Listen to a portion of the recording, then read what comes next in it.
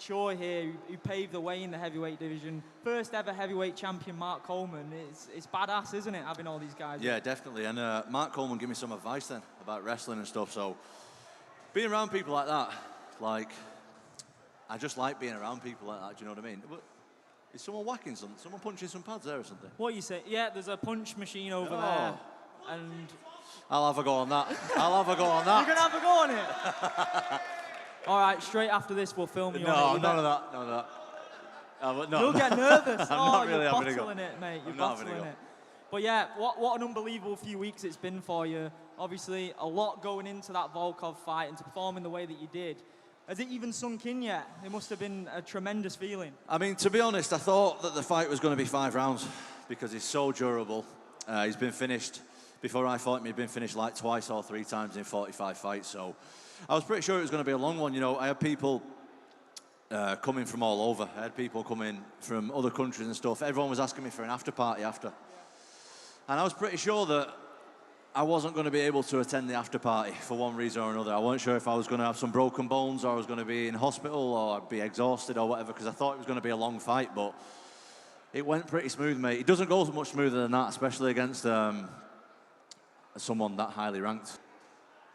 With those rumours, do you think Manchester or Liverpool? It's got to be one of those, right? It can't be anywhere else. We've got to bring it to Manchester, don't we? Come on. Come on. Tai Tuivasa, could it realistically be the next one? Could that be over here in Manchester? I would absolutely love that fight. Like, that is. Anything from his side of it? I've heard nothing. He's gone a bit quiet, to be honest. He's gone a bit quiet. Don't know what's going on with him, but I want that fight. That's the fight that I want. Were you surprised with his performance against Derek Lewis? Was he someone that's been on your radar for a bit, and that performance was an eye-opener, wasn't it? I mean, mate, I think when you're in a division, you need to keep tabs on your own division. I don't really watch anyone else really, apart from I keep tabs on all the heavyweights. So it wasn't surprising for me. Ty's really tough.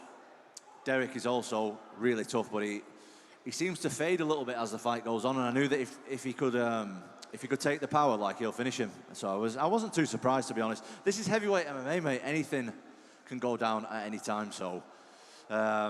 Good performance by Tai, amazing performance. That's why I want the fight, because I just think it's such a big fight now. 2 up-and-coming guys, and I think we will make a serious crowd in the UK. If you get asked to go and main event a card over there, Australia, New Zealand, would you go and take that?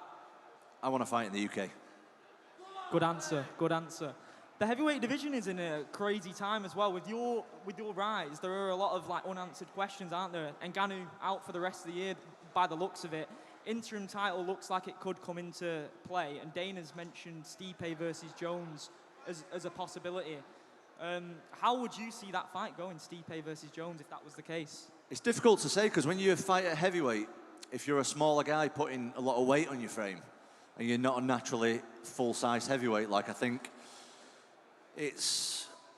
I would be interested to see what it looks like, because carrying that weight and then fighting another guy who's a lot bigger naturally than you, it's a big difference. So I don't know, because Stipe didn't look himself in his last fight against Ngannou, so it's a very interesting fight. See where Stipe's up to and see how John Jones looks with the break and stuff. It's very interesting. I know you don't like looking too far ahead, Tom, so I'm probably going to annoy you with this question, right? But the dream match scenario would be you winning the belt, going up against John Jones. Pound for pound, a lot of people would say, greatest fighter of all time.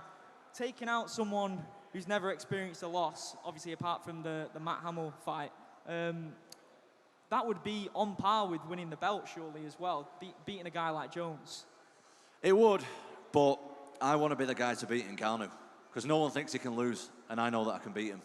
But not right now. My time is not right now. I need a few more fights first to get some more. Saying that. Well, I need to. You know what? People keep saying, "Oh, why are you lacking confidence? You don't want to fight." I'm not lacking confidence at all. Look at my last 5 fights. I am not lacking confidence. What I want to do is I want to give myself the best chance of winning, and I don't see why other people don't want to give themselves the best chance at doing the best they can, and that's all I'm trying to do. I know that I need more experience. I know I need more big fights. So let's do that all now, and in a few fights, I'll go and win the belt. You've had a very cool story where your dad has trained you from the get-go, and you have an incredible relationship with him. You know, he was there backstage after UFC London. How great is it to have someone so close to you on that journey with you? Yeah, it's pretty good. Like, that's what we expected, though. Do you know what I mean? Like, we don't really have these moments of like, oh, look how far we've come, and look, like, we knew we were going to do this way before anyone else knew we were going to do it. Like, so that's like mine and my dad's thing. Do you know what I mean? If my dad wasn't into it, like, I wouldn't be doing it no more. Like, this is mine and my dad's thing, and we're going to be there. Obviously, we've been there for the beginning, and he's going to be with me till the end, and that's it. I know that you do a lot of visualization, and even though you like to have a laugh and that, you are a bit of a deep thinker, and your path has been paved for you. Like you said, a lot of the things that you've aimed to happen, you've made happen. When you was a fan in the arena watching the Andrei Arlovski fight back in 2007 at Manchester, you then went on to fight Andre, and you mentioned that you told Dana that you'd be fighting in the UFC. Just making those things come to life as a young kid. If you could have given yourself advice as a young kid doing what you've done now, what would be the biggest piece of advice that you've learned? I think the main thing, not just with this sport, but any sport, and not even just any sport, anything in life, is you need to try and enjoy it. Because if you're forcing it, it's never going to work out the way that if you want something, you can almost want it too much. Like, that's what I used to be like. I used to want it too much. And you constantly like it a negative, then you're constantly disappointed with something's not going this way. But these days, I just try and enjoy it. Even in my fights, I don't even really, when I fought Volkov, I wasn't even really thinking about the result and how the fight's going to go. My main thing was just to enjoy it. And when I enjoy it, that's when I do my best work. Like, that's when I'm dangerous, is when I'm enjoying it. So my number one focus to anyone, like, what I tell someone, like, is just enjoy it. Like, take the focus off winning or losing. Take the focus on how far you're going to go and what you're going to do this and beat this guy and that guy and what titles you're going to win. And just enjoy it. It's crazy to think that back in 2019, you'd had a big-time layoff from MMA because you was pursuing a boxing career, weren't you? You came back to Cage Warriors, brought back in the most gruesome way possible with that leg break of your opponent. Another fight with Cage Warriors, and you signed to the UFC. From the get-go in the UFC, you look like you're just in that constant flow state, like it's effortless. You know, we was talking in the car on the way. The combinations and the switching to the ground game against Volkov was absolutely effortless. Do you think it's all come at the perfect time for yourself? I think so, and I think the main difference between me and the other guys is like my mindset. It's like I just said, I don't put no pressure on myself. I see it for what it is, and it's just a sport. Like, the reason why you see me doing them techniques and flowing so well is because I'm enjoying it in there. You know what I mean? I'm not thinking about nothing else apart from I'm just going in there and enjoying it. And when I enjoy it, that's when, like, I do my best work. Like, you'll only see someone do them kind of moves who really loves the sport. Like, if you're stiff and thinking about knocking someone out, like, you're not going to be able to do that stuff. Like, I go in there just with seeing it for what it is, and what it is just a sport, and then I just flow off that. Is it a blur for you in there? Can you recall sequences in fights, or does it all just sort of, is it like an adrenaline dump afterwards and you can't really recall much other than the finish? No, mate, my mindset is different. Like, I'm in there and it looks like everything's in slow motion. Like, I can see everything so clear in there. Because I'm not stressed. Like, I think when you're truly passionate about something, like really, really passionate, like, it comes easy to you. And like, when I'm in there, it just comes quite easy to me. Like, nothing's forced, nothing's stressful about it. Like, I'm just in a flow state, just enjoying myself. I know we've spoken about your ties with the Fury family.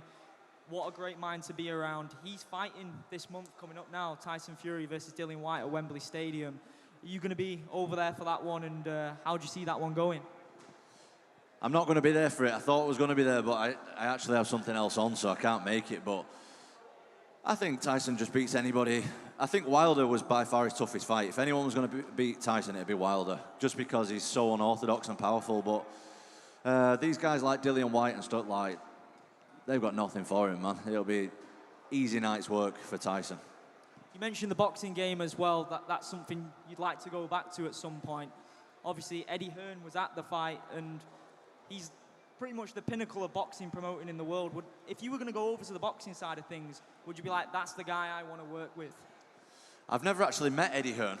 I didn't even meet him at the UFC, but I do watch from afar, and I like his style, and I've got a few mutual friends with him, and I like Eddie Hearn. He seems like a good guy, so I'm open to offers. Do you know what I mean? But I ain't looking at I have so much to do in the UFC. I'm not interested in that right now, to be honest.